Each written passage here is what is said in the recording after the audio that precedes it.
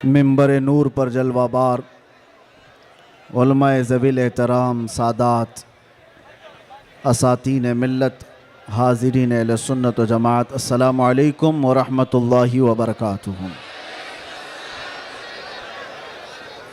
अल्हम्दुलिल्लाह अल्हम्दुलिल्लाहिल हन्नानिल मन्नान अल्लज़ी खलक़ल इंसान व अल्लमहुल बयान वस्सलातु वस्सलामु अला रसूलिही सय्यिदिल इंसि वल जान व अला आलिही व अस्हाबिही ज़विल खैरि वल इहसान अम्मा बाद फ़अऊज़ु बिल्लाहि मिनश शैतानिर रजीम बिस्मिल्लाहिर रहमानिर रहीम वल्लाहु गालिबुन अला अम्रिही सदक़ल्लाहु मौलानल अज़ीम।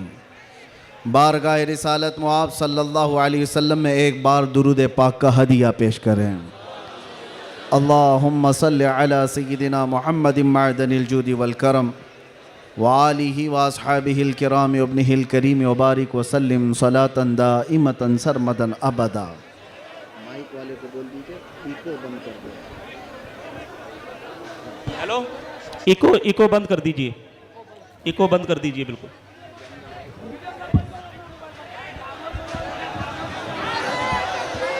नारे तकबीर, नारे रिसालत, शेरे हिंदुस्तान, गाज़िए मिल्लत, खलीफा हुजूर ताजुश शरिया, नारे तकबीर, नारे रिसालत।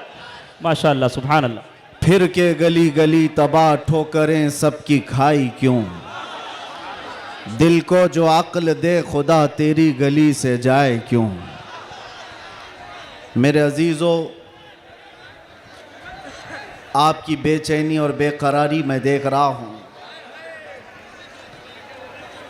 और मालोनी की इस सरजमीन पर इस तरह खुले मैदान में मेरी ये दूसरी मर्तबा आमद है। मैं सबसे पहले गुफ्तगू का आगाज़ करता हूँ हदिये तशक्कुर के साथ मुहिब्बे गिरामी जनाब असलम शेख साहब। मैंने तो उनका नाम एक नेता के हिसाब से ही सुना था, लेकिन जिस तरह से वो एक दीनी जलसे में ग़ुलाम मुस्तफ़ा बनकर काम कर रहे हैं, मैं ये कहूँगा ये तवाज़ो इनकिसारी तुम्हें बहुत बुलंदी पर ले जाएगी। इसलिए कि जो अकड़ता है वो जड़ से उखड़ता भी है, और आजिज़ी व इनकिसारी जो करता है अल्लाह उसे बहुत बुलंदी पहुँचाता है। मैं एक बात और आपको कह दूँ, आज ये सारे हसीन चेहरे और ये जोश व जज्बा जूं का तूं वैसी ही बाकी है जो चंद साल पहले मैं देख कर गया था। पता नहीं यहाँ के ज़िम्मेदारान उलमाए ज़वील एहतराम ने आज ही की तारीख क्यों ली थी, मुझे नहीं मालूम। शायद हो सकता है पहले से तयशुदा जलसा होगा, आपका सालाना जलसा होगा, लेकिन मेरे लिए आज की ये तारीख है कि आज के दिन जालिमों की जंजीरें तोड़कर हम बाहर निकले थे।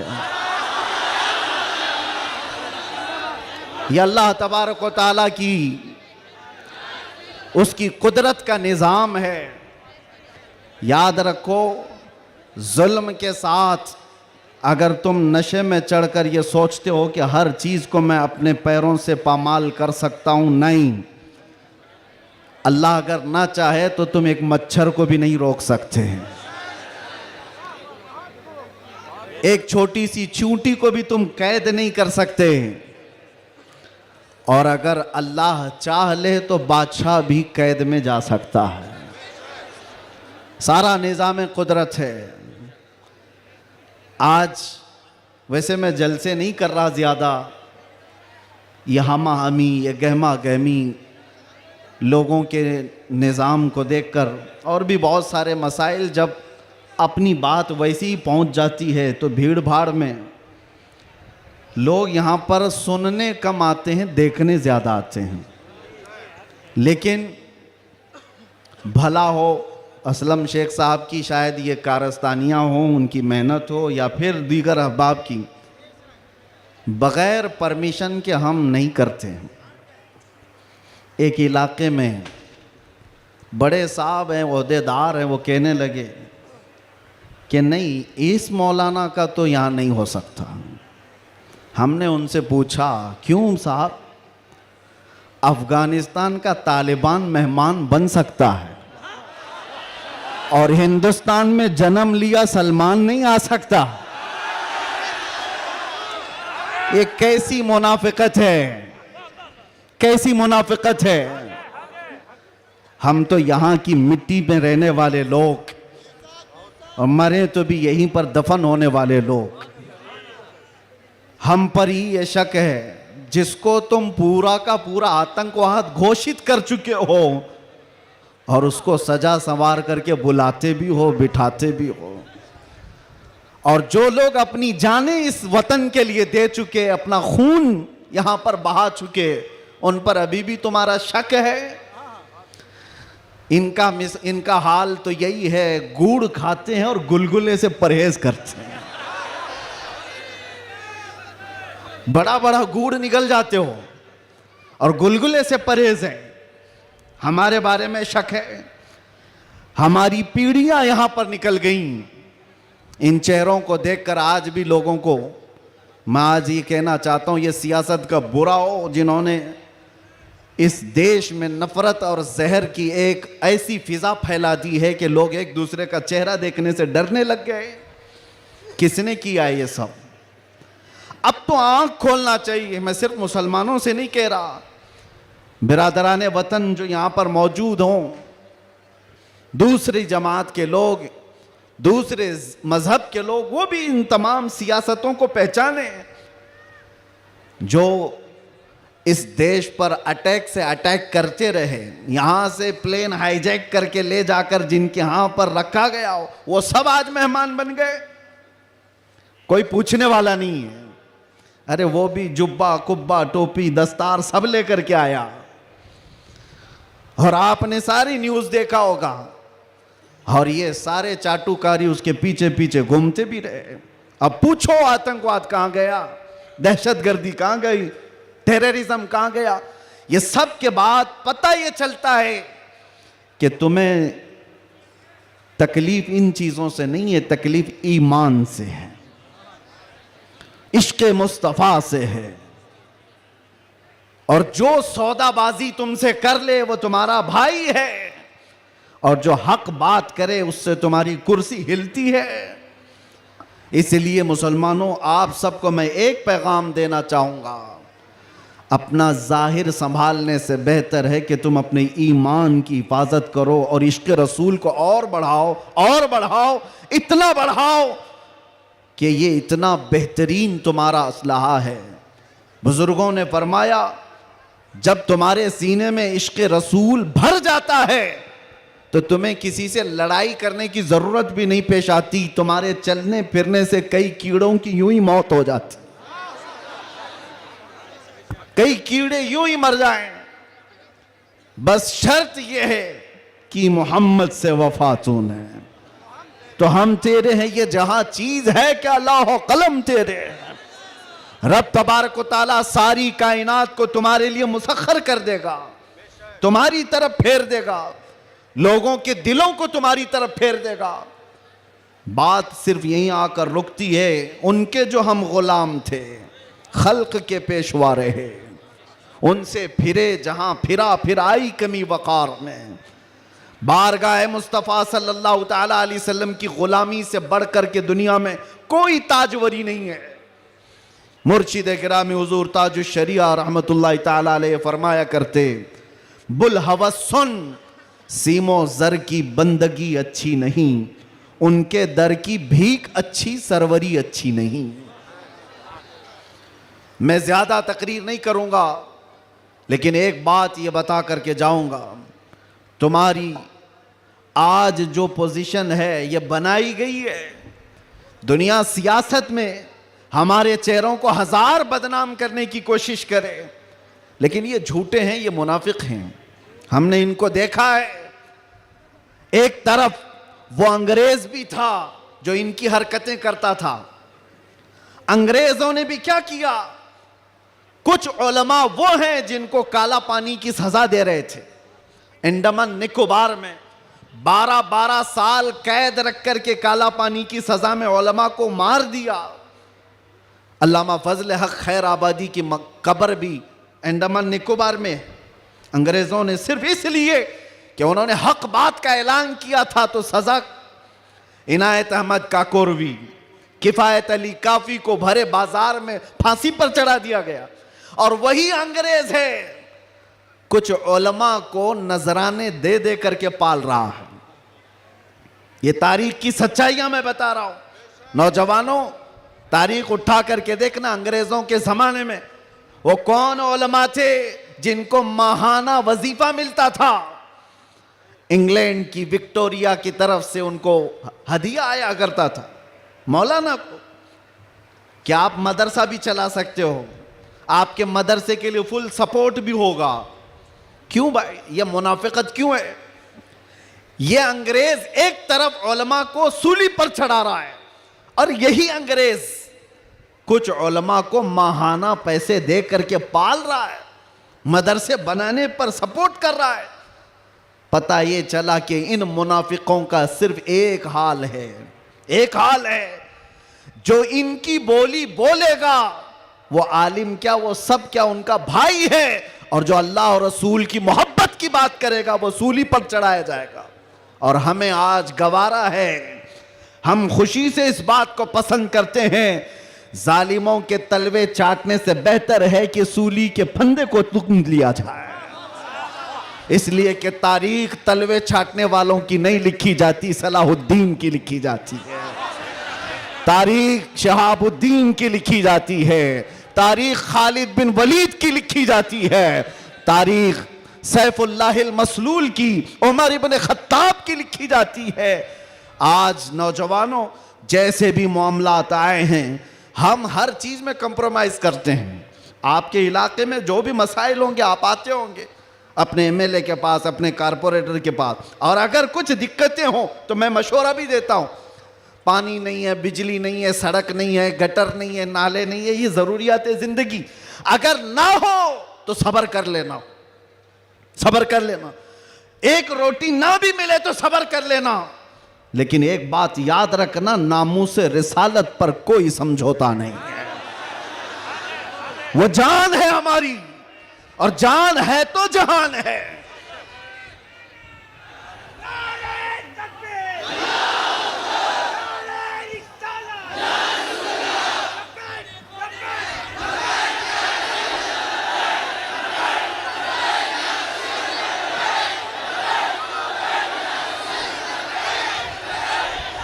और आपको मैं एक बात बताऊं, हर मुसलमान मोहल्ला आज एक मुसीबत से जूझ रहा है। एक मुसीबत, शर्म भी आती है मुझे कहते हुए और दर्द भी होता है। हर क्राउडेड मुसलमान मोहल्ला जो है वो नशा की आफत से जूझ रहा है। कौन बेचता है नशा, कौन करवाता है और कौन करता है?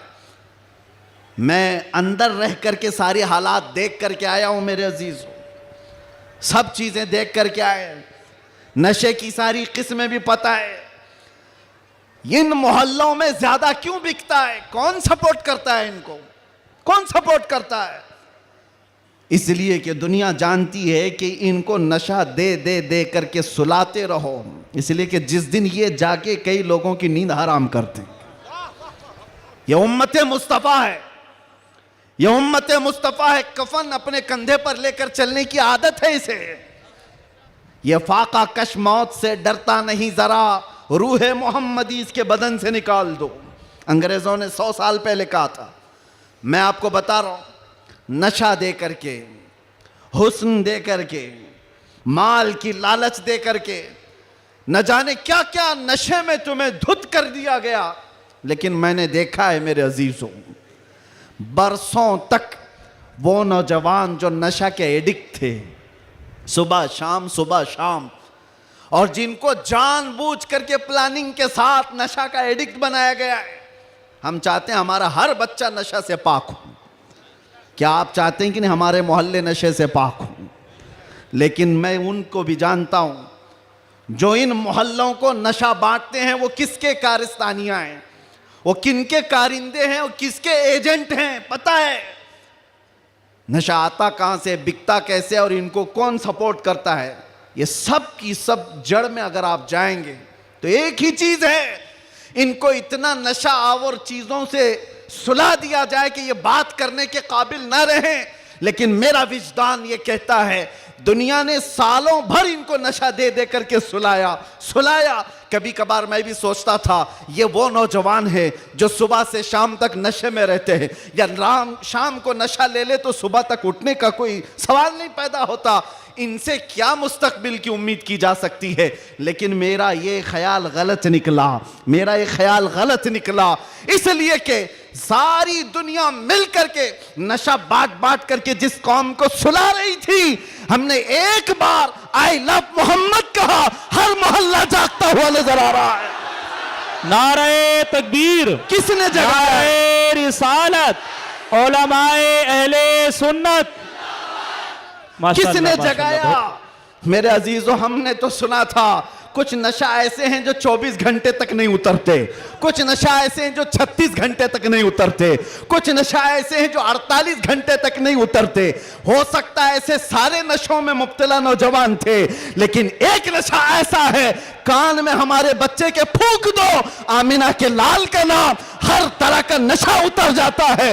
और फिर एक ही नशा सर चढ़ करके बोलता है, जिस गली से भी गुजरो एक 8 साल का बच्चा भी मुझे देखता है, उसी नशे में पुकारता है लब्बैक या रसूल अल्लाह।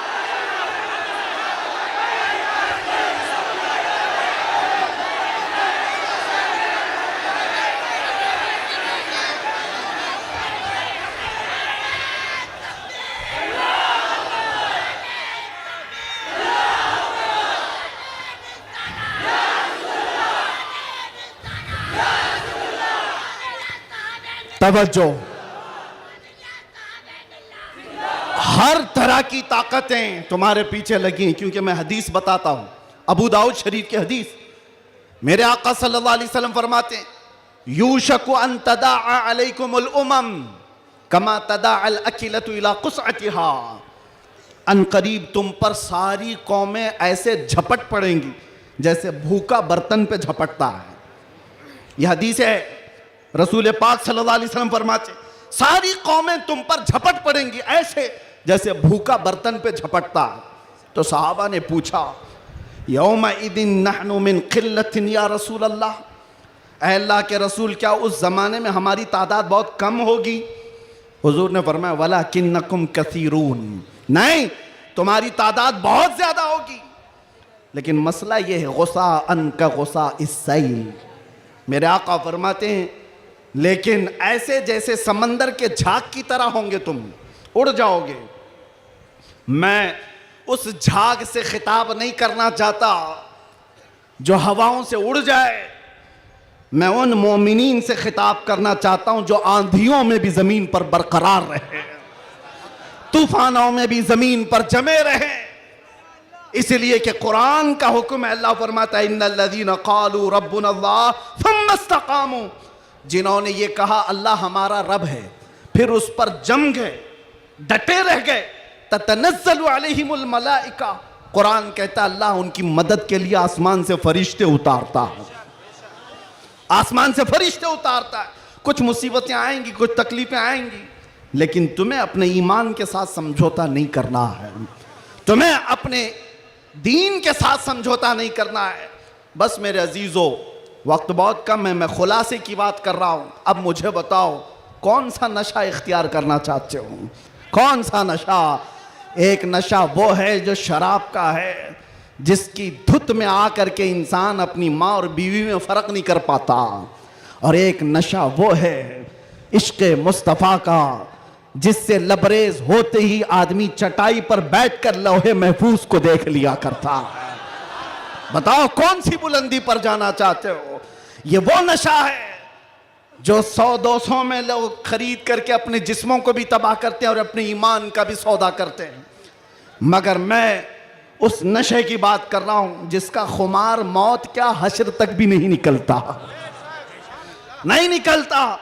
और जो इश्क मोहम्मदी में शराबूर हो जाता है, दुनिया क्या कर रही है उसे उसको कुछ फर्क ही नहीं पड़ता, कौन क्या बोल रहा है इससे उसे कुछ फर्क ही नहीं पड़ता। बल्कि अगर कोई आ भी जाए उसके पास के साहब हमारी भी कुछ तारीफ कर दो, तो इश्क मोहम्मदी में जो शराबोर होता है वो चहक करके यूं कहता है मैं गदा हूं अपने करीम का, मेरा दीन पारे ना नहीं। बरेली के इमाम इश्क मोहब्बत, शराबे इश्क मोहब्बत जिसने पी ली थी, उनके पास किसी ने गुलाब का फूल तोहफे में पेश किया, कहा कि हुजूर कबूल कर लीजिए, ताज़ा गुलाब बड़ा खूबसूरत है। तवज्जो ए नौजवानों, जब इश्क मोहम्मदी इसका नशा सर चढ़ता है तब फिर आदमी की कैफियत क्या होती है। गुलाब तोहफे में पेश किया, इमाम इश्क मोहब्बत ने वो गुलाब लिया और देख करके कहा यह ऐसा गुलाब है सुबह खिलता है और शाम में मुरझा जाता है, मगर मैं उस गुलाब से मोहब्बत करता हूं जो कभी नहीं मुरझाता। और फिर कलम उठाया और लिखना शुरू कर दिया, सरता बकदम है तने सुल्तान ज़मन फूल, लब फूल दहन फूल ज़कन फूल बदन फूल, वल्लाह जो मिल जाए मेरे गुल का पसीना, मांगे न कभी इत्र न फिर चाहे दुल्हन फूल। क्या बात रजा उस चमनिस्तान करम की, जहरा है कली जिसमें हुसैन और हसन फूल। एक फूल किसी ने पेश किया तो इमाम इश्क मोहब्बत ने पूरे फूल पर नात लिख दी। ये होता है जलवा इश्क मोहम्मदी, हर घड़ी उसको अपने महबूब का जलवा नजर आता है। इसीलिए अपनी तन्हाइयों में वो आशिक यूं कहता है उठा दो पर्दा दिखा दो चेहरा, कि नूर बारी हिजाब में है, समाना तारीक हो रहा है कि महर कब से नकाब में। ये कब तमन्ना करता है, एक आशिक तमन्ना करता है, और जब दुनिया से परेशान होता है तब क्या कहता है, मैं आपको वही चीज़ दे करके जाना चाहता हूं मेरे अजीज़ों। डिप्रेशन में लोग कहते हैं कि हम नशे के आदी हो गए, हमारे ऊपर टेंशन बहुत ज़्यादा था तो सिगरेट पीना शुरू कर दिया और कुछ सिगरेट से आगे बढ़ गए। डिप्रेशन का इलाज नहीं है ये तुम्हारे टेंशन का इलाज नहीं है। सुनो, तुम्हारे डिप्रेशन का और टेंशन का इलाज क्या है? बरेली का इमाम कहता है एक ही इलाज है, उन्हें जाना उन्हें माना, ना रखा गैर से काम, लिल्लाहिल हम्द मैं दुनिया से मुसलमान गया। एक बार मैं बता रहा हूँ, उस आशिक़े सादिक इमाम अहमद रज़ा फाजिल बरेलवी ने बारगाह मुस्तफ़ा में यूं कहा, हमारे भी हालात ऐसे आ गए, उलमा भी जानते हैं कि आप भी बेचैन होकर के ये बात कह देंगे और कोई बुरी नहीं लगती। एक तरफ आदाए दीन और एक तरफ है हासिदीन। आला हजरत का ये शेर है मशहूर, सलाम काबे के बदरुद्दुजा तुम पे करोड़ों दुरूद, उसमें ये शेर है। क्या कह रहे हैं आला हजरत? एक तरफ आदाए दीन और एक तरफ है हासिदीन। समझ रहे हो इसका मतलब? आदाए दीन, दीन के दुश्मन एक तरफ हैं और एक तरफ हसद करने वालों की जमात है। परेशान हो गया, कुछ अपने और कुछ गैर, सबों ने परेशान कर रखा है। और आला हजरत ने बारगाह मुस्तफ़ा में ये कहा था, एक तरफ आदाए दीन एक तरफ है हासिदीन, बंदा है तन्हा शहा तुम पे करोड़ों दुरूद, मैं अकेला हूं मेरे आका। लेकिन बाद में फौरन ख्याल आया, किसके दरबार में ये कह रहा हूं मैं? किसके दरबार में जो पल पल की हमारी खबर रखता है, जो रसूल अपनी हथेली में सारी दुनिया को देखता है, उससे मैं ये कह रहा हूं। फिर दूसरा शेर कहा, फौरन क्या कहा? या रसूल अल्लाह तुम हो हफीजो मुगीस, क्या है वो दुश्मन खबीस? तुम हो हफीजो मुगीस, क्या है वो दुश्मन खबीस? तुम हो तो फिर खौफ क्या, तुम पे करोड़ों दुरूद। जब इश्क आता है तो हर चीज को वहां लेकर के जाता है, हर चीज को वहां ले जाता है। बीवी से झगड़ा हो गया, बच्चों से झगड़ा हो गया, दोस्तों से झगड़ा हो गया, लोग कहते हैं जल्दी लाओ, टेंशन ज्यादा है, सिगरेट फूकें, जल्दी आओ, कहीं जाकर के शराब की एक बोतल लेकर के आ जाए। नहीं मेरे अजीजों, ये इलाज नहीं है, मजीद बीमारी पर बीमारियां हैं। कुछ लोगों को मैं आपको बताऊं, खुजली जब होती है ना, खुजाने में अच्छा लगता है, लेकिन खुजाना इलाज नहीं है। खुजाओगे तो जख्म पैदा होगा, वो अच्छा तो लगता है, सबको पता है, लेकिन तेजी से तुम खुजाओगे तो वहां जख्म हो जाएगा।